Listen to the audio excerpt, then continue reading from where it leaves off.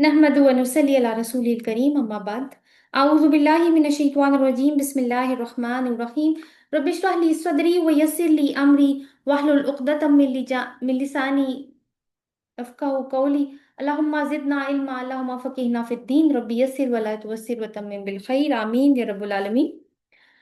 सूरतुल आराफ और पिछले हफ्ते जो आयत हमने कवर की थी वो 152 से लेकर 158 तक की थी। रिकैप देखते हैं कि बनी इसराइल के बछड़े को माबूद बना लेने के वाक़े और हज़रत मूसा अलैहिस्सलाम को कोहे तूर पर शरीयत देने के बारे में डिटेल्स जानने के बाद हमने देखा कि अब अल्लाह ताला ने वो लोग जो शिर्क में मुब्तला हुए थे इनको दुनिया की जिल्लत की वईद सुनाई। मगर तौबा का दरवाज़ा अल्लाह ताला ने इस घिनौने जुर्म यानी शिर्क के बाद भी खुला रखा है, लेकिन शर्त यह है कि फिर तौबा करने के बाद अपने ईमान की हिफाजत की जाए।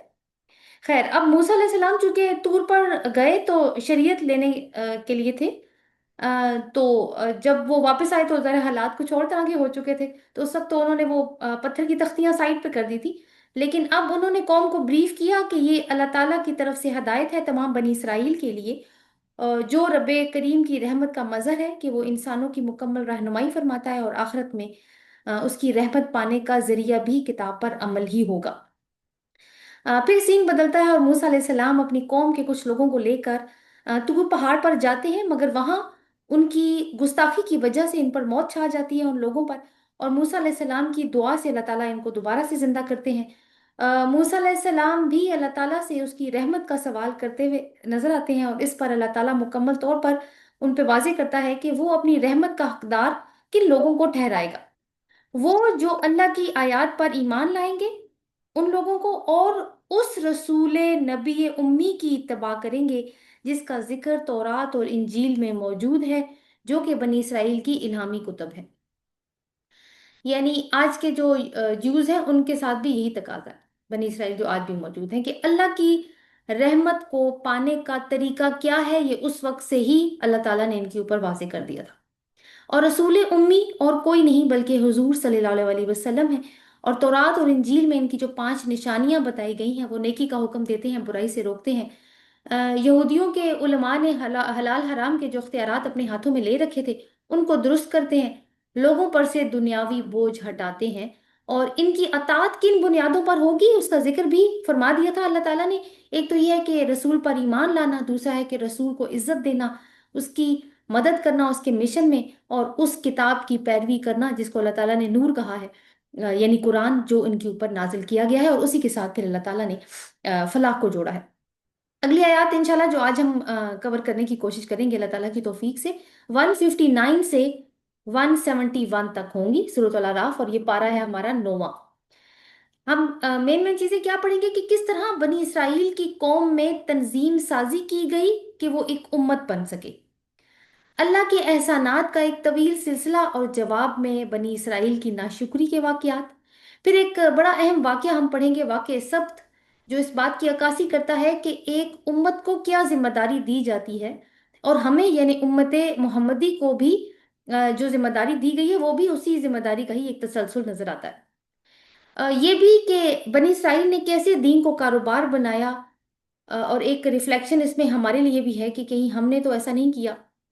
किताब को पकड़ कर रखना ही असल में, जो लोग किताब को पकड़ कर रखते हैं वही मुआशरे में इस्लाह करने वाले होते हैं, जिसका अजर फिर अल्लाह ताला जाया नहीं करेगा। तो हम स्टार्ट करते हैं आयत नंबर 159 से। स्क्रीन पे 160 लिखा हुआ है लेकिन ये अब 159 से स्टार्ट होगी। हमारा आज का सबक जो है 159 से स्टार्ट होगा। औज़ु बिल्लाहि मिनश शैतानिर रजीम बिस्मिल्लाहिर रहमानिर रहीम। वमिन कौमि मूसा उम्मतुन यहदून बिल हक़्क़ि व बिही यअदिलून। सदक़ल्लाहुल अज़ीम। और मूसा की कौम में से एक ग्रोह था, वो रहनुमाई करते थे हक के साथ और इसी के साथ वो अदल किया करते थे। तो हज़रत मूसा अलैहिस्सलाम की कौम में से एक ग्रोह का जिक्र किया गया है। उम्मत यानी एक साइजेबल ग्रोह है। तो ये बताया जा रहा है कि जहां हर कौम में फासिक लोग मौजूद होते हैं वहां उनसे बिल्कुल अलग कोई ऐसा ग्रोह भी होता है जो बेशक की तादाद में कम भी हो मगर वो दुरुस्त रहनुमाई करते हैं और उसी हदायत के मुताबिक अदल करते हैं जो अल्लाह ताला की तरफ से इनके ऊपर आई हुई है। इन्हीं लोगों के बारे में हम आगे जाके आयत नंबर 164 में भी पढ़ेंगे कि ये اس کی جھلک ہمیں وہاں پہ نظر آئے گی 164 میں، تو آپ بے شک اپنے پاس 164 کا ریفرنس لکھ لیں، اسی سورہ کا۔ تو جہاں بنی اسرائیل کو ان کی عہد شکنی پر ملامت کی گئی ہے پیچھے، وہاں اس قلیل گروہ کی تحسین بھی اللہ تعالیٰ نے فرمائی ہے، جو موسیٰ علیہ السلام کی شریعت پر عمل کیا کرتے تھے، اور انہوں نے بچڑے کی پرستش نہیں کی تھی۔ ہم یہ والا مضمون، اسی طرح کا مضمون سورۃ الآل عمران میں بھی پڑھ کے آئے ہیں، آیت نمبر 113 میں اللہ تعالیٰ نے فرمایا تھا کہ لیسوا سواء من اہل الکتاب ائمۃ قائمۃ یتلون آیات اللہ آناء اللیل وہم یسجدون، کہ سارے اہل کتاب ایک جیسے نہیں ہیں، ان میں کچھ ایسے بھی ہیں جو کہ یعنی راتوں کو اللہ تعالیٰ کی آیات کی تلاوت کرتے ہیں، اور وہ سجدے میں راتیں گزارتے ہیں۔ اور پھر سورہ آل عمران کی آیت نمبر 199 میں بھی ہم نے اسی انداز کو نوٹ کیا تھا۔ تو ایک رائے یہ بھی ہے کہ پھر یہی لوگ جو بنی اسرائیل میں موجود تھے، یہ پھر حضرت محمد صلی اللہ علیہ وسلم پر، یہ کیونکہ چلتے رہے آخر میں نسل در نسل، تو حضرت محمد صلی اللہ علیہ وسلم پر بھی یہی لوگ ایمان لائے تھے بعد میں۔ اچھا، اس میں ایک نقطہ قابل غور ہے، اور وہ یہ ہے کہ ان کا عمل کیا تھا۔ اب آیت پہ آپ نے دیکھا کہ چھوٹی سی، ویسے تو مختصر آیت ہے۔ اچھا، ان کا عمل کیا ہے کہ وہ حق کے مطابق ایک تو رہنمائی کرتے ہیں، ٹھیک ہے، یہدون بالحق و بہ یعدلون، دو چیزوں کے اوپر پوائنٹ آؤٹ کیا گیا ہے۔ ایک تو حق کے مطابق رہنمائی، اور دوسرا حق کے مطابق انصاف کرنا۔ اور حق کے مطابق رہنمائی کا کیا مطلب ہے کہ کتاب سے رہنمائی لینا، اسی کتاب کو پرفیکٹ گائیڈ سمجھنا۔ ایسے لوگ جو کتاب کو اپنی زندگی کا رہنما بنائیں، ان سے پھر ناانصافی کی امید نہیں ہو سکتی۔ ناانصافی کہاں ہوتی ہے؟ جہاں اللہ کا نہیں بلکہ انسانوں کا قانون انسانوں پہ چلتا ہے۔ تو عدل کیسے قائم ہو سکتا ہے ایک معاشرے میں؟ تو یہاں پہ انڈیکیٹ کر دیا گیا ہے کہ وہ اللہ تعالیٰ کی کتاب ہی ہے جو کہ امام اور رہنما بنتی ہے، اور وہی اصول بتاتی ہے معاشرے میں ایک اجتماعی عدل قائم کرنے کا۔ اور آیات کے کانٹیکس میں ان دونوں اعمال کا پچھلی آیات سے کیا لنک بنے گا، جو ہم نے پیچھے پڑھی کہ وہ کون سے کن لوگوں پہ اللہ اپنی رحمت لکھے گا؟ تو پھر انہوں نے یہی لوگ تھے جیسے پہلے ذکر ہوا، پھر رسول صلی اللہ علیہ وسلم پر بھی ایمان لائے، اور انہوں نے رسول صلی اللہ علیہ وسلم کی بھی مدد فرمائی، ان کے مدد کی ان کے مشن میں، اور یہ وہی لوگ تھے جو اپنے رسول یعنی حضرت موسیٰ علیہ السلام پہ بھی ان کی مدد بھی کی تھی۔ یعنی حق کی جو لیگسی حضرت موسیٰ علیہ السلام کے ٹائم سے شروع ہوئی، وہ پھر چلتی رہی ان کے ہاں۔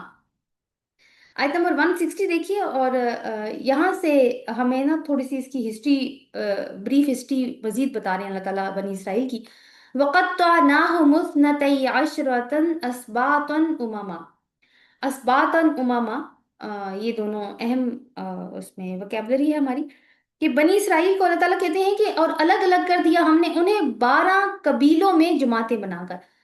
اسباتن، یہ اولاد یعقوب کے لیے یہ لفظ استعمال کیا جاتا ہے، اور ظاہر ہے کہ بنی اسرائیل اولاد یعقوب ہی ہیں، تو ایک تو اسباتن یعنی ایک تو ان کی فیملیز کی بات آ جائے گی جو کہ بڑھتی چلی جا رہی تھی، اور پھر اللہ تعالیٰ نے ان میں سے اممن یعنی جماعتیں بنائی۔ تو بنی اسرائیل کو اللہ تعالیٰ نے 12 فیملیز سے 12 بڑے گروہوں میں کنورٹ کر دیا، اور یہ وہ پروگریشن ہے کہ چونکہ یعقوب علیہ السلام کے 12 بیٹے تھے، ہر ایک کی اولاد سے پھر اولاد تھی، آگے نسلیں تو چل رہی تھی، تو اب یہ لوگ جو ہیں وہ 12 بڑے گروہ بن گئے، مگر ان کو اب باقاعدہ 12 جماعتوں میں اللہ تعالیٰ نے تقسیم کر دیا۔ تو یہ اشارہ ہے بنی اسرائیل کی اس تنظیم سازی کی طرف جس کا ذکر سورہ مائدہ کی آیت نمبر 12 میں بھی ہم نے پڑھا تھا، اور اس کا ریفرنس پچھلے اس میں دیا بھی گیا ہے کہ اللہ تعالیٰ نے پھر ان میں 12 نقیب اٹھائے تھے۔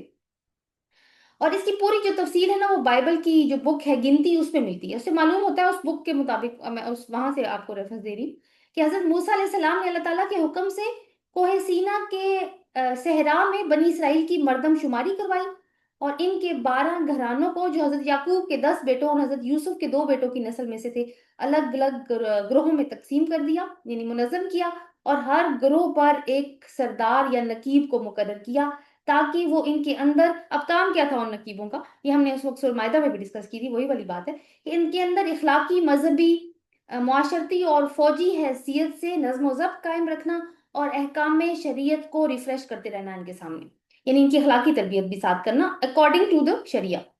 نیز حضرت یعقوب علیہ السلام کا ایک اور جو ڈیٹیل وہاں پہ دی گئی کہ یعقوب علیہ السلام کے جو 12ویں بیٹے لاوی ہیں، ان کی اولاد کو، اور انہی کی اولاد سے حضرت موسیٰ علیہ السلام اور حضرت ہارون علیہ السلام بھی تھے، ان کو ایک الگ جماعت کی شکل میں منظم کیا گیا، اور چونکہ حضرت موسیٰ اور ہارون ان کی نسل میں سے تھے، تو ان قبیلوں کے کا جو رسپانسبلٹی تھی وہ کیا تھی؟ کہ یہ جو شریعت کی تعلیم ہے نا، یہ اس یعنی کتاب کی خدمت کرنے کا جو فریضہ ہے یہ ان کے ذمہ ہوگا۔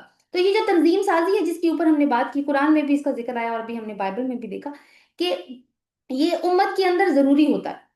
ایک ڈسپلن کا ہونا امت کے اندر، ایک سینس آف ڈسپلن کا ہونا ضروری ہوتا ہے، ورنہ تو کیا ہوتا ہے کہ پھر وہ امت ہوتی کیا ہے کہ جو ایک لوگوں کا ایک گروہ جو ایک ہی مقصد کے لیے کام کرتا ہے۔ لیکن اگر یہ تنظیم سازی، یہ ڈسپلن نہیں ہوگا تو پھر وہ امت نہیں رہتی، امت کی تصویر نہیں رہتی اس کے اندر، پھر وہ ایک بکھرا ہوا گروہ بن جاتا ہے۔ سو آگے دیکھیے اس کے بعد کیا ہوا، وَأَوْحَيْنَا إِلَى مُوسَىٰ إِذِ اسْتَسْقَاهُ قَوْمُهُ أَنِ اضْرِب بِّعَصَاكَ الْحَجَرَ، اور وہی کہ ہم نے موسیٰ علیہ السلام کی طرف جب اس کی قوم نے اس سے پانی مانگا کہ اپنا عصا پتھر پر مار، فم بجست من حسنتا عشرت آئینہ، پس پھوٹ نکلے ان میں سے 12 چشمے، قد علم کل اناس مشربہم، اور ہر گروہ نے اپنا جو گھاٹ ہے وہ پہچان لیا۔ اب کیونکہ آگے تفصیل آ بھی رہی ہے کہ اب کیونکہ صحرا میں رہ رہے ہیں تو وہاں پہ کیا ہے کہ پانی کی ضرورت ہے، تو پانی کی ضرورت جب قوم نے پانی مانگا حضرت موسیٰ علیہ السلام سے، تو یہ بھی عصا کا ایک معجزہ ہے کہ اللہ تعالیٰ نے کہا کہ اسی عصا کو کہ کوئی پتھر ہے خاص اس پہ مارو تو وہاں سے 12 چشمے پھوٹ نکلے۔ اب 12 چشمے ہی کیوں پھوٹے ہیں، ایک کیوں نہیں پھوٹا، ایک بڑا سا دریا بن جاتا۔ 12 چشمے اس لیے پھوٹے کہ ان کے 12 قبیلے تھے تو پانی کی وجہ سے جھگڑا نہ ہو۔ یعنی آپ دیکھیں کہ ایک امت کو ڈیولپ کرنے میں خدائی مدد بھی ساتھ ساتھ آ رہی ہے کہ کسی قسم کا احتمال نہ رہے جھگڑے کا، کہ اس کی وجہ سے یہ لوگ آپس میں ٹوٹ جائیں، پارا پارا ہو جائیں۔ دین اور پانی کے اوپر آپ کو پتہ ہے ویسے بھی ابھی بھی ماڈرن ورلڈ میں بھی پانی کے اوپر جنگیں ہو جاتی ہیں۔ وَظَلَّلْنَا عَلَيْهِمُ الْغَمَامَ وَأَنزَلْنَا عَلَيْهِمُ الْمَنَّ وَالسَّلْوَىٰ كُلُوا مِن طَيِّبَاتِ مَا رَزَقْنَاكُمْ وَمَا ظَلَمُونَا وَلَٰكِن كَانُوا أَنفُسَهُمْ يَظْلِمُونَ، اور سایہ کیا ہم نے ان پر بادلوں کا، اور نازل کیا ہم نے ان پر من اور سلوہ، کھاؤ پاکیزہ پاکیزہ چیزوں میں سے جو ہم نے تمہیں عطا کی ہیں، اور نہیں انہوں نے ظلم کیا ہم پر لیکن وہ اپنی ہی جانوں پر ظلم کرنے والے تھے۔ تو اوپر جس ایک مطلب ایک احسان کا اوپر تذکرہ کیا اللہ تعالیٰ نے، اور اب ایک اور احسان کا اللہ تعالیٰ جو تذکرہ کریں جو اللہ تعالیٰ نے بنی اسرائیل پر کیا۔ تو مزید اب ٹوٹل ملا کے 3 احسانات کا تذکرہ ہے کہ ایک تو یہ کہ اس یعنی جزیرہ نمائے سینا جو تھا اس کے صحرائی علاقے میں تو پانی کا انتظام اللہ تعالیٰ نے ایک غیر معمولی انتظام کیا ان کے لیے، ایک معجزاتی انتظام ہی ہے۔ پھر یہ ہے کہ دھوپ کی تپش کو بچانے کے لیے آسمان پہ بادل کا سایہ کر دیا اللہ تعالیٰ نے، کیونکہ اب بہت زیادہ تعداد میں یہ لوگ تھے تو کوئی چھت تو تھی نہیں ان کے سروں کے اوپر، تو بادل جو ہے وہ ہر وقت سایہ کیے رہتا تھا۔ اور تیسری چیز یہ ہے کہ ان کے لیے جو خوراک کی کا جو انتظام ہے وہ اللہ تعالیٰ نے، وہ بھی غیر معمولی انتظام ہے جو اللہ تعالیٰ نے کیا، من اور سلوہ کی صورت میں کیا تھا۔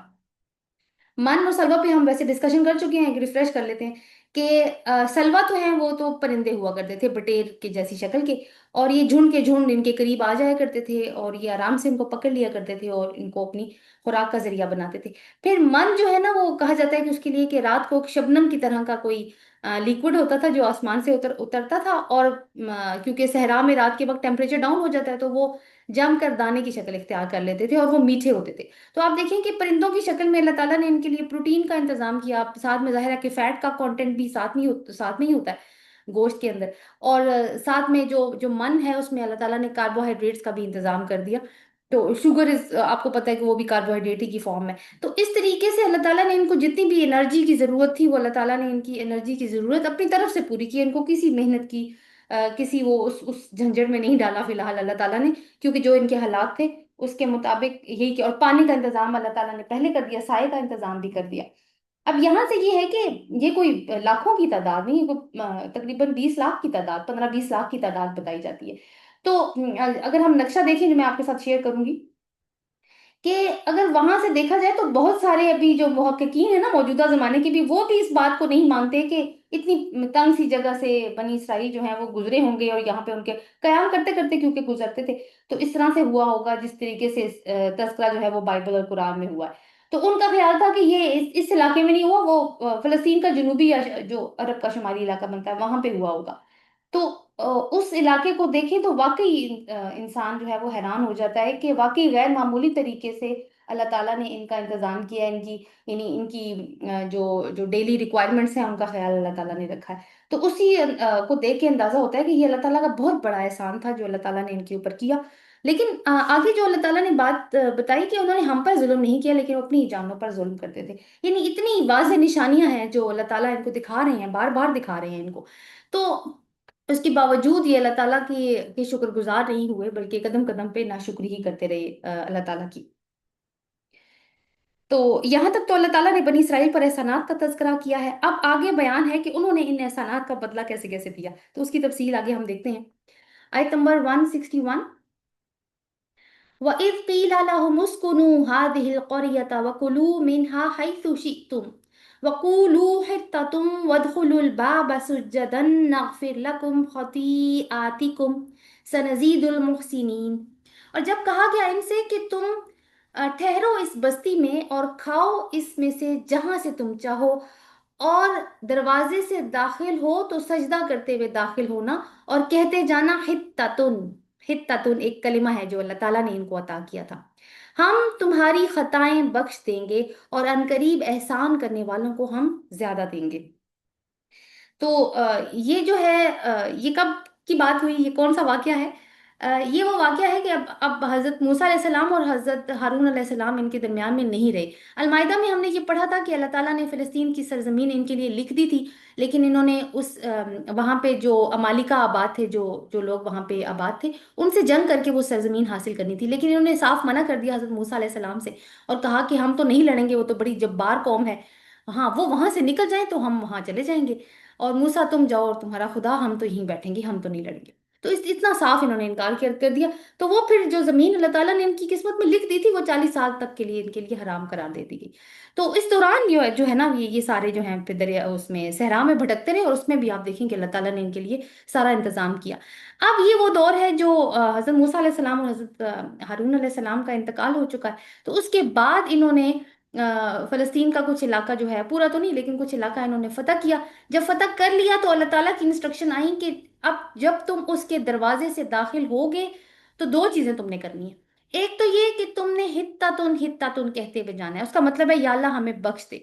और दूसरी बात है कि तुमने सजदा करते हुए जाना है। अब सजदा करते हुए, सजदा तो चूंकि माथे को जमीन पर टेकना होता है, तो उस सूरत में हम दाखिल तो चलना तो मुमकिन नहीं है, मूवमेंट तो मुमकिन नहीं है। मुराद ये है कि तुम सर झुका के दाखिल होना, ताकि तुम्हारे अंदर ये एक तो आजिज़ी का एहसास हो, दूसरा शुक्रगुजारी का एहसास हो कि जो कुछ तुम इस बात को तस्लीम करो कि ये सारी जो एहसानात है ये अल्लाह ताला की तरफ से तुम पर हो रहे हैं। लेकिन और उसका उसका अल्लाह ताला ने फिर फायदा भी बताया कि हम तुम्हारी खताएं तुमसे बख्श देंगे। यानी हित ततुन जो है ना, वो एक कलिमा अल्लाह ताला ने इनको अता किया। और जो मोहसिनीन है, वो जो जो इससे भी बढ़कर जो मेहनत करने वाले हैं, अल्लाह ताला ने कहा कि हम उसमें से ज्यादा देंगे, उनको मजीद भी इसमें से दिया जाएगा, यानी मजीद अजर भी दिया जाएगा खताएं माफ करने के अलावा भी। अब यहाँ पे ना मैं आपकी तवज्जो थोड़ी सी दिलवाऊंगी कि इस आयत को देखिए। इसमें ना हजरत आदम अलैहिस्सलाम के साथ एक कंपैरिजन मिलता है। सूरह अल बकरा में एक आयत है जहाँ पे अल्लाह ताला ने हजरत आदम अलैहिस्सलाम और हजरत हवा अलैहिस्सलाम से मुखातिब होकर कहा था, वकुलना या आदम उस्कुन अंत व ज़ौजुकल जन्ना वकुला मिन्हा रगदन हैसु शितुमा। तो वहां पे उस कुन कहा था, यहाँ पे उस कुनू। और यहाँ पे करिया है क्योंकि बनी इसराइल ने तो बस्ती में दाखिल होना है।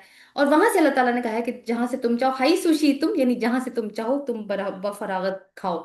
तो वो तो जो आयत है अल बकरा की, तो हजरत आदम अलैहिस्सलाम के रेलेवेंट है, जब उनको जन्नत में अल्लाह ताला ने उनको उनकी जो बीवी है हजरत हवा अलैहिस्सलाम, उनको भेजा था, तो इसी तरह के कलिमात अल्लाह ताला ने अता फरमाए थे।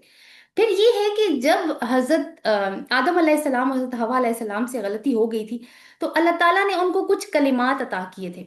वो कलिमात कौन से थे उसका भी सूरह अल बकरा में जिक्र है, लेकिन कलिमात जो है ना, वो अभी हमने सूरह अल अराफ में पढ़े थे अभी शुरू में।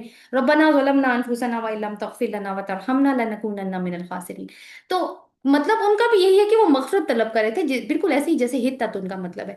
तो हजरत आदम अलैहिस्सलाम ने उन कलिमात को इस्तेमाल किया और दोबारा से अपनी जो वो एक खोई हुई पोजीशन थी, जो फॉर द मोमेंट खो गई थी, यानी खता करने की वजह से, वो बहाल हो गई उनकी पोजीशन। बनी इसराइल भी तो खताएं करते जा रहे हैं और अल्लाह ताला इनको भी कलिमात दे रहे हैं। कलिमा दिया अल्लाह ताला ने इनको हित्तत उनका, लेकिन इन्होंने उस कलिमे का कोई फायदा नहीं उठाया। तो यहाँ पे एक कंपैरिजन बन जाता है उनका दोनों का। और दूसरी बात ये है कि कहा जाता है कि इन्होंने कलिमे को बदल दिया, जो कि हम अगली आयत में पढ़ेंगे भी। ये हिन तातुन कहते हुए चले जा रहे थे, जो कि अल्लाह ताला की आयत का मजाक है। اور اس کا مطلب ہوتا ہے ہمیں گندم یا ہمیں غلہ چاہیے، اور ساتھ میں یہ بھی کہا جاتا ہے کہ یہ لوگ اپنے آپ کو گھسیٹ گھسیٹ کے نا داخل کر رہے تھے دروازے کے اندر، اگین اللہ تعالیٰ کے حکم کا مذاق۔ فبدل الذين ظلموا منهم قولا غير الذي قيل لهم فأرسلنا عليهم رجزا من السماء بما كانوا يظلمون۔ تو بدل دیا ان لوگوں نے جنہوں نے ظلم کیا تھا ان میں سے بات کو سوائے اس کے جو کہی گئی تھی، یعنی کیا کہا گیا تھا حتتن کہتے ہوئے جانا، لیکن انہوں نے اس بات کو بدل کے کچھ اور کہنا شروع کر دیا، جیسے بھی میں نے آپ کو ذکر کیا۔ تو اللہ تعالیٰ نے پھر کیا کیا؟ تو اللہ تعالیٰ کہتے ہیں کہ ہم نے ان کے اوپر آسمان سے رجز بھیجا، ایک عذاب بھیجا۔ یہ عذاب اس طرح کا تھا کہ یعنی ایک گندگی کا ایلیمنٹ اس میں شامل تھا، کہ ان کی جلد کو کوئی بیماری لگ گئی تھی، ان کے ٹشو جو ہیں وہ گلنا شروع ہو گئے تھے۔ تو آسمان سے اللہ تعالیٰ نے یہ ان کے لیے عذاب بھیجا، کیونکہ وہ کس وجہ سے کہ وہ اپنے اوپر ظلم کیا کرتے تھے۔ یعنی اپنے اوپر ظلم کیا ہے کہ اللہ تعالیٰ کی آیات کا مذاق اڑانا ہی تو ظلم ہے۔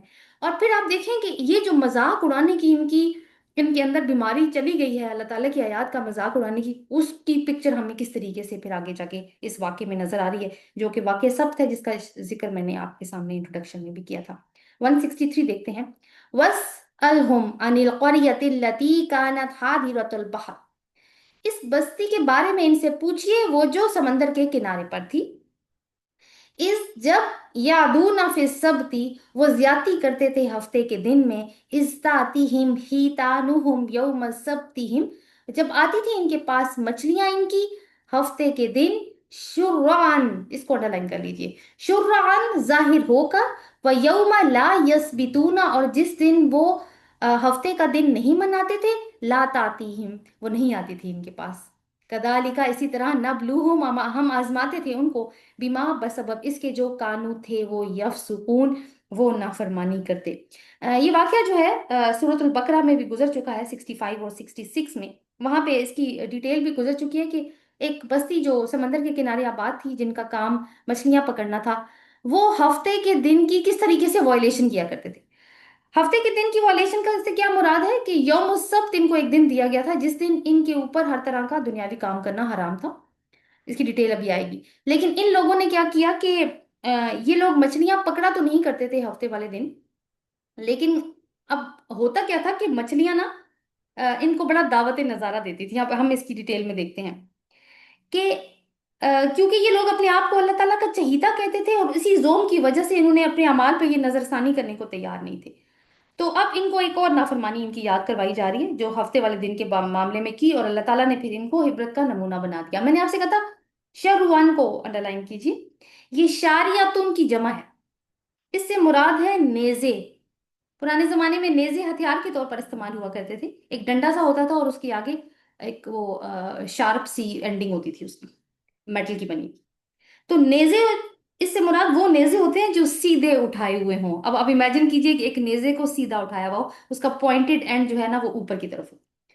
تو مچھلیوں کے ساتھ اس کو کیسے تشبیہ دی گئی؟ تو مچھلیاں کیا کرتی تھیں؟ اپنے منہ نکال کر نیزوں کی طرح سیدھی کھڑی ہوتی تھی پانی کے اندر، یعنی پانی کے اندر سے باہر نکلتی تھی اور منہ ان کے اوپر ہوتے تھے آسمان کی طرف۔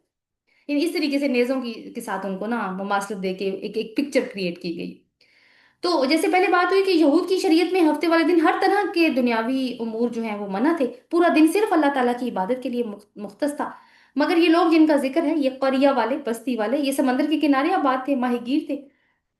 اب مچھلی کا شکار تو ڈائریکٹ نہیں کر سکتے تھے، لیکن رکتے بھی نہیں تھے، تو مختلف طریقے انہوں نے ایجاد کر رکھے تھے۔ انہوں نے سمندر کے کنارے کچھ روایات میں آتا ہے کہ گڑھے کھود رکھے تھے، جب سمندر کی لہریں آتی تھیں مچھلیاں ان کے ساتھ آ جاتی تھیں، گڑھوں میں ٹریپ ہو جاتی تھیں، پانی تو واپس چلا جاتا تھا، لیکن یہ پانی کے ساتھ بھی مچھلیاں ٹریپ ہو جاتی تھیں ان گڑھوں کے اندر۔ کچھ کہتے ہیں کہ جال بھی لگایا کرتے تھے۔ تو بہرحال اللہ تعالیٰ کے حکم کی وائلیشن وہ ضرور کر رہے تھے۔ تو اللہ تعالیٰ نے پھر ان کو آزمایا کہ صرف ہفتے والے دن ہی مچھلیاں پانی سے منہ نکال کر ظاہر ہوتی تھیں اور دعوت شکار دیتی تھی۔ چونکہ اللہ تعالیٰ نے ان کو حکم دے رکھا تھا کہ یہ کام نہیں کرنا، اس لیے اب ان کی آزمائش ہو رہی تھی۔ تو یہاں پہ اللہ تعالیٰ بندوں کی آزمائش کے جو طریقے اختیار کرتا ہے نا، یعنی اللہ تعالیٰ کا جو سنت ہے آزمانے کی اپنے بندوں کو، اس میں سے ایک نئی چیز ہمارے سامنے آ رہی ہے۔ اور وہ کیا چیز ہے کہ جب کوئی بھی شخص یا کوئی گروہ جس کے اندر اللہ کی نافرمانی کی طرف رجحان بڑھنے لگتا ہے، किसी भी हुक्म को लेके, तो फिर अल्लाह ताला उसके सामने नाफरमानी के मौके खोल देता है, ताकि इसके अंदर जो जो मैलान छुपा हुआ है ना, वो खुलकर या तो पूरी तरह नुमाया हो जाए, या फिर ये शख्स अपने आप को रोक ले। तो यानी अपॉर्चुनिटीज, जो जो करप्शन की अपॉर्चुनिटी है वो उनके सामने आ रही है, कि अगर वाकई ये उसकी तरफ इंक्लाइन है, तो ये क्या करें, अपना गड्ढा और भी गहरा खोद ले, गुनाहों का गड्ढा। तो उम्मत मुस्लिमा के साथ इनका कंपैरिजन करें तो उम्मत मुस्लिमा को भी एक दिन दिया गया है, लेकिन वो हफ्ते का दिन नहीं है, वो जुमे का दिन है। और जुमे का दिन भी पूरा नहीं है, सिर्फ जुम्मा की नमाज तक का वक्त है, जिसमें अल्लाह ताला ने कुरान पाक में भी फरमाया कि जब तुम्हें जुम्मे की अजान के लिए बुलाया जाए तो फिर तुम दुनिया के काम छोड़ दो। लेकिन उसके बाद अल्लाह ताला ने इसकी इजाजत दी कि फिर तुम फैल जाओ दुनिया में, जमीन में, और अपना रिस्क तलाश करो। तो जहां तक सुन्नत की बात है, तो आप देखेंगे हजरत आदम अलैहिस्सलाम को भी रोका गया था एक दरख्त के पास जाने से, लेकिन उनके अंदर भी इज्तिहा पैदा होनी शुरू हुई कि इसी दरख्त के पास जाने से मुझे क्यों रोका गया। इसी तरह की एक आजमाइश का तज़किरा हम सूरतुल माइदा की आयत नंबर 94 में भी पढ़कर आए हैं, कि हालत एहराम में मुसलमानों को, क्योंकि हालत एहराम में हलाल जानवरों की के शिकार पे पाबंदी लगाई थी अल्लाह ताला ने, तो जो जो जानवर है ना वो हालत एहराम में मुसलमानों के पास बहुत करीब से गुजरा करते थे, शिकारी जिनका शिकार हो सकता था। तो वहां पे भी अल्लाह ताला ने फरमाया था कि ये तो अल्लाह ताला की तरफ से आजमाइश थी, ताकि वो देखे कि कौन उससे गायबाना डरता है। तो यहाँ पे हमें अल्लाह ताला की एक और सुन्नत के बारे में पता चल रहा है, जो लोगों की आजमाइश के लिए होती है। और वो यफ सुकून, क्योंकि वो अंदर से करप्ट थे, इसलिए उन्होंने इस अपॉर्चुनिटी का पूरा फायदा उठाया। डायरेक्ट तो नहीं कर रहे थे, लेकिन वो जो ऊपर बात हुई ना कि अल्लाह ताला की आयत का मजाक उड़ाना, तो ये भी अल्लाह की आयत का मजाक उड़ाने के मुतरादिफ ही है। कि कोई कहे कि तुम ये काम क्यों कर रहे हो, तो जी हम तो नहीं कर रहे ये काम, हम तो नहीं हफ्ते वाले दिन कोई मछली पकड़े, लेकिन अंदर ही अंदर क्या कर रहे हैं आप, कि खेल खेल रहे हैं अल्लाह ताला के साथ। 164 को देखते हैं। वह इस कौलत उम्मतुम मिनहुम, और जब कहा एक जमात ने इनमें से, तो इसका लिंक वो 159 से जुड़ेगा, जो मैंने आपको कहा था कि हजरत मूसा अलैहिस्सलाम की कौम में से भी कुछ ऐसे लोग मौजूद थे जो हक की तरफ, हक के साथ जो है वो अदल के साथ रहनुमाई करते थे और हक के साथ रहनुमाई करते थे। तो यहां से ये मालूम होता है कि ऐसा नहीं था कि कोई इनको आगाह करने वाला था ही नहीं, अल्लाह के कुछ बंदे मौजूद थे जिन्होंने इनको ना सिर्फ इस जुर्म से रोकने की कोशिश की, बल्कि इस हद तक कोशिश की कि इनकी कौम के एक गिरोह ने इनकी इस कोशिश को बिल्कुल गैर मुफीद समझा। अब देखें, थोड़ा सा आयत को आगे बढ़ाते हैं। वह इस कौला तुम मिनहुम, और जब कहा एक जमात ने इनमें से, लिमा ताइजूना कौमनिल्लाहु मुहलिकुहुम औ मुअद्दिबुहुम अदाबन शदीदा, कि क्यों तुम नसीहत करते हो ऐसी कौम को जिसको अल्लाह हलाक करने वाला है, या जिन्हें अल्लाह अजाब देने वाला है सख्त। तो ये वाली बात की थी एक एक गिरोह ने उनमें से। यानी वो ये कहते थे कि ये जो तुम एफर्ट्स कर रहे हो ना, क्यों उनके पीछे हलकान हो रहे हो, ये तुम्हारी इस कोशिश का कोई फायदा नहीं होने वाला।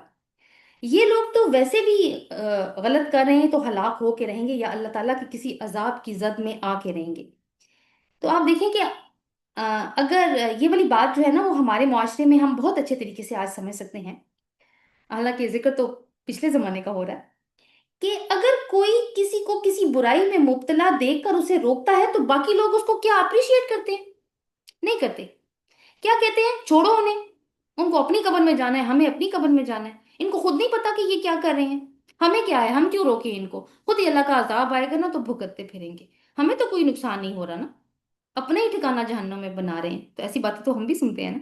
तो यहाँ यानी हर दौर में इस तरह के लोग मौजूद होते हैं, जो एक तो इस तरह के लोग मौजूद होते हैं जो खुल के बुराई करते हैं, और ऐसे भी मौजूद होते हैं जो बुराई को बुरा तो समझते हैं मगर मना नहीं करते, तमाशाई बन के देखते रहते हैं, खामोश तमाशाई। और तीसरे वो भी होते हैं जो बढ़कर रोकते हैं इनको। अब इन लोगों ने फिर उन लोगों को क्या जवाब दिया? इन्होंने कहा जी कि कौलू, इन्होंने कहा, माजिरतन इला रब्बिकुम, माजरत के लिए तुम्हारे रब की तरफ, वलाअल्लहुम यत्तकून, और शायद कि वो डर जाएं। तो उन्होंने दूसरे ग्रोह की बात को, या दूसरे ग्रोह का जो नुक्ता नजर था उसको तस्लीम नहीं किया, क्योंकि ये वो लोग हैं जो अपनी अकल का इस्तेमाल कर रहे हैं। इनको पता है कि हमें क्या हुक्म मिला हुआ है, हमारे रब की तरफ से, हमारी किताब में क्या हुक्म है कि बुराई को देखो तो क्या करना है। तो इनको ये इन्होंने जवाब दिया कि हमारे समझाने का या नसीहत करने का काम जारी रहना चाहिए। अगर ये लोग ना माने तो भी अल्लाह के यहाँ हम अपने फर्ज से सुबकदोश ठहरेंगे, कि हमने बुराई देखकर जब अल्लाह पूछेगा कि तुमने क्या किया, तो हम ये तो नहीं कहेंगे कि या अल्लाह हमने बुराई देखकर भी कुछ नहीं किया, हम खामोश रहे। यानी हमारे अंदर ईमानी गैरत थी ही नहीं। तो इसमें एक उम्मीद ये भी है कि क्या मालूम कि मान जाए, और सारे नहीं मानते तो मतलब चंद लोग ही राह रास्त पर आ जाएं। हजूर सल्लल्लाहु अलैहि वसल्लम ने हजरत अली रजी अल्लाह अन्हु को नसीहत की थी कि ए अली, अगर अल्लाह तुम्हारे जरिए से एक शख्स को भी हदायत दे दे तो ये दौलत तुम्हारे लिए सुर्ख ऊंटों से बेहतर है। तो आप देखें कि बुराई से रोकना क्या कहलाता है, नहीं अनिल मुनकर। और जो रसूल सल्लल्लाहु अलैहि वसल्लम की निशानियां बताई गई थी तौरात और इंजील में, वो क्या थी कि वो नेकी का हुक्म देता है और बुराई से रोकता है। और उम्मत मोहम्मदी का भी तो यही मकसद है ना, कुंतुम खैरा उम्मतिन उखरिजत लिन्नास तामरूना बिल मारूफ व तनहाउना अनिल मुनकर। अब नहीं अनिल मुनकर के बारे में क्या जिम्मेदारी बनती है कि हमें, यानी इस वाक़े से मुझे और आपको इस जिम्मेदारी की हद महसूस करवाई गई है, जो हर मोमिन पर दूसरों को बुराई में रोकने और भलाई की दावत देने के लिए आयद होती है। तो किसी भी लम्हे कोई भी मोमिन ये फर्ज नहीं कर सकता कि इसने अगर कुछ हद तक इस फरीजे को सरंजाम दिया है तो अब बस, बस मैं मेरा मेरा काम हो चुका, नहीं, ऐसा नहीं कर सकता। तो दूसरों के खैर और शर से बिल्कुल आजाद होकर हम अपनी अपनी नहीं खेल सकते, अपनी अपनी नहीं खेलने आए हुए हम इस दुनिया में। तो ये वाकयात सुनवाने का एक मकसद है ना, उम्मत मोहम्मदी को क्यों सुनवाए जा रहे हैं ये वाकयात, कि उनकी एक सोशल रिस्पॉन्सिबिलिटी है, ये सोशल रिस्पॉन्सिबिलिटी है ना, ये पर्सनल रिस्पॉन्सिबिलिटी तो पर्सनल लेवल पे तो ये इम्पैक्ट करने वाली है आखिर में जाके, लेकिन है तो एक सोशल रिस्पॉन्सिबिलिटी। और मुआशरे में अदल तभी कायम होगा जब लोग इस रिस्पॉन्सिबिलिटी को निभाएंगे। आगे देखते हैं आयत नंबर 165। फलम्मा नसू मा दुकिरु बिही अंजैना अल्लज़ीना यनहौना अनिस्सूइ व अखज़ना अल्लज़ीना ज़लमू बिअज़ाबिन बाइस बिमा कानू यफसुकून। फिर जब वो भूल गए जिसकी वो नसीहत किए गए थे, तो निजात दी हमने उन्हें जो रोकते थे बुराई से, और पकड़ लिया हमने उनको जिन्होंने जुल्म किया सख्त अजाब के साथ बवजह इसके जो कि वो नाफरमानी किया करते थे। अगली आयत भी साथ ही देख लेते हैं। फलम माँ, अगली आयत 166। फलम माँ, फिर जब अताऊ उन्होंने सरकशी की, अम मानुहु उससे जिससे वो रोके गए थे, अनहु कुल ना हमने कहा लहुम उन्हें, कूनू कीरदतन खासीन कि हो जाओ बंदर जलील। सो यहाँ पे आप देखेंगे जो यानी अब हमें क्या नजर आ रहा है इस आयत के तनाजुर में, कि कितने ग्रोह बन चुके हैं इस बस्ती के अंदर। तीन तरह के ग्रोह मौजूद है। एक वो जो धड़ल्ले से अल्लाह ताला के अहकामात की खिलाफ वर्जी कर रहा है। दूसरा वो है जो खिलाफ वर्जी तो नहीं कर रहा लेकिन इस खिलाफ वर्जी को खामोशी के साथ बैठे हुए देख रहे हैं, और जो बल्कि जो इस्लाह करने वाले हैं उनसे कहते हैं कि छोड़ो इनको, नसीहत करने से कुछ नहीं होगा। और तीसरा ग्रोह कौन है जो नसीहत कर रहा है, उनके अंदर गैरत ईमानी इतनी मौजूद है कि वो अल्लाह ताला के अहकामात की खुल्म खुला बेहुरमती बर्दाश्त नहीं कर रहे, और इस ख्याल से नेकी का हुक्म दे रहे हैं और बुराई से रोक रहे हैं कि शायद मुजरिम लोग इस नसीहत से सीधे रास्ते पर आ जाएं, और अगर ना भी आए तो हमने अपने हद तक तो हम अपना फर्ज अदा करेंगे और अपने रब के सामने अपनी बरात का सबूत दे देंगे। तो इसी यही सूरत हाल थी बस्ती की, तीन ग्रोहों में वो तकसीम हो गई थी जब इस पर अजाब आया। तो कुरान मजीद कहता है कि इन तीनों ग्रोहों में से सिर्फ तीसरा ग्रोह ही उस अजाब से बचा, क्योंकि उसने अल्लाह के हुजूर अपनी माजरत पेश करने की फिक्र की थी। और ये वही था जिन्होंने अपनी बरात का सबूत जो है वो फराहम किया था, दूसरों से कहा था कि हम तो अल्लाह के यहाँ सुबकदोश होना चाहते हैं। बाकी दो ग्रोहों का शुमार जालिमों में से हुआ, अपने अपने जुर्म की हद तक जो उन्होंने किया। अब इसमें ना थोड़ा सा इख्तलाफ भी हमें मिलता है, लेकिन वो सेटल हो जाता है बड़े आराम से। बाद मुफस्सिरीन ने यह ख्याल जाहिर किया कि अल्लाह ताला ने पहले ग्रोह को अजाब देने का जिक्र किया है और तीसरे ग्रोह को निजात देने की बात की है। दूसरे ग्रोह के बारे में अल्लाह ताला ने खामोशी इख्तियार की। दूसरा ग्रोह कौन सा था जो कहता था क्यों रोकते हो इनको, उनका नाम तमाशाई रख लेते हैं, ठीक है। तो वो जो तमाशाई थे ना, अल्लाह ताला, कुछ मुफस्सिरीन का ख्याल है कि अल्लाह ताला ने उनके बारे में खामोशी इख्तियार की है। तो उनके बारे में ये नहीं कहा जा सकता कि वो निजात पाने वालों में से थे या उन पे अजाब आया। फिर एक रवायत हजरत अब्दुल्ला बिन अब्बास रजी अल्लाह अन्हुमा से भी मरवी है। वो पहले तो इस बात के कायल थे कि जो यानी जो तमाशाई थे उनको भी अजाब हुआ था। बाद में जो उनके एक शागिर्द हैं ताबई इकरमा रहमाउल्लाह, انہوں نے پھر ان کو مطمئن کیا کہ نہیں، دوسرا گروہ جو ہے جو تماشائی تھے وہ ان کو بھی نجات ہو گئی تھی۔ لیکن اب آپ قرآن کے بیان پہ ذرا غور کریں تو معلوم ہوتا ہے کہ حضرت ابن عباس کا پہلا خیال ہی ٹھیک ہے۔ دیکھیں، کسی بستی پر جب اللہ کا عذاب آتا ہے تو تمام بستی دو ہی گروہوں میں تقسیم ہوتی ہے۔ یہ ابھی ہم انباء اور رسل میں بھی پڑھ کے آئے ہیں، وہ لوگ جو رسول کے ساتھی تھے اور وہ لوگ جو ان کے مخالف تھے۔ کچھ ایسے بھی ضرور ہوں گے جو بولتے نہیں ہوں گے، تو وہ بھی تو قوم کے ساتھ ہی پھر ملے ہوئے تھے نا۔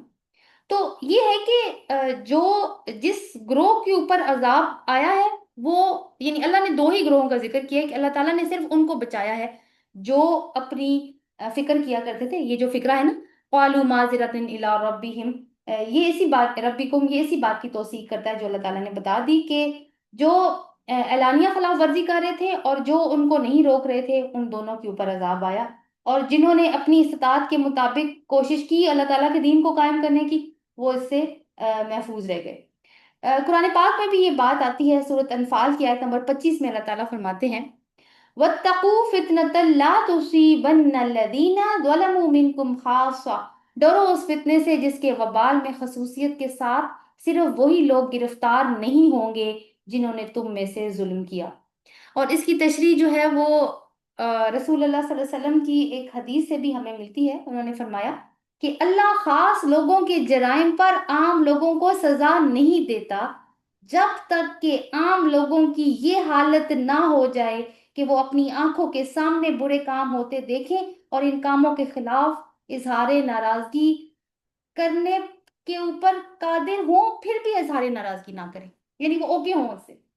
پر جب لوگوں کا یہ حال ہو جاتا ہے تو پھر اللہ خاص اور عام سب کو ہی عذاب میں مبتلا کر دیتا ہے۔ دوسرا ایک نقطہ اور نوٹ کرنے والا ہے، آیت نمبر 165 میں اللہ تعالیٰ نے کہا کہ پکڑ لیا ہم نے ان کو جنہوں نے ظلم کیا تھا بعذاب باعث، ساتھ سخت عذاب کے، جس کی وجہ سے وہ کیونکہ وہ نافرمانی کرتے تھے، یفسقون۔ اور اگلی آیت میں اللہ تعالیٰ نے کہا ہے کہ پھر اللہ تعالیٰ نے ان کو بندر بنا دیا۔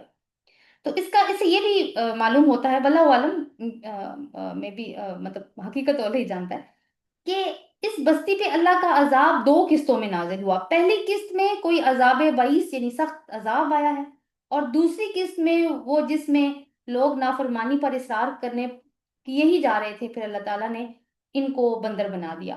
اور ایسا بھی ہو سکتا ہے کہ بعذاب بعیث میں تماشائی آئے ہوں، اور جو ڈائریکٹ گناہ کرتے تھے، جو پہلا گروہ کھلم کھلا نافرمانی کرتا تھا، وہ بندر بنائے ہوں۔ اللہ بہتر جانتا ہے، بہرحال یہ بھی ایک نقطہ اس میں موجود ہے، لیکن عذاب دونوں پہ آیا ہے اس سلسلے میں۔ میں ٹائم تھوڑا سا میں آپ کھول لیتی ہوں کہ ایک حدیث قدسی ہے، اللہ تعالیٰ نے جبریل علیہ السلام کو وحی کی کہ فلاں بستی کو اس کے رہنے والوں پر الٹ دو۔ جبریل علیہ السلام نے عرض کیا، اے پروردگار، اس میں تو تیرا فلاں بندہ بھی ہے جس نے کبھی پلک جھپکنے کی دیر بھی تیری